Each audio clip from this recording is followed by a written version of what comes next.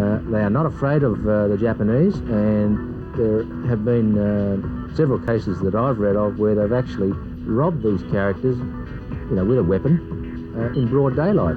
They've got absolutely no qualms about taking action against people who offend them. There's a well-known Japanese film producer, for example, dared to produce a film which showed the Yakuza as criminals and thugs as opposed to the samurai image they like to portray. Well, he had a run-in with two people with a samurai sword outside his office and required hundreds of stitches to his face.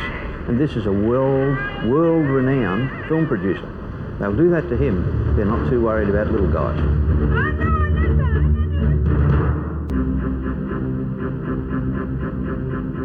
The method was coldly efficient. Yakuza enforcers would identify businesses likely to be frequented by Japanese tourists. Once a business had been identified, they would approach the owner and at first offer a simple business deal. The offer would be that in return for directing large groups of tourists exclusively to that business, the gang would be paid a percentage. If the business operator refused, things would quickly turn nasty with threats of violence or the destruction of the business premises. These threats often extended to the family of the business owner. Needless to say, very few people refused.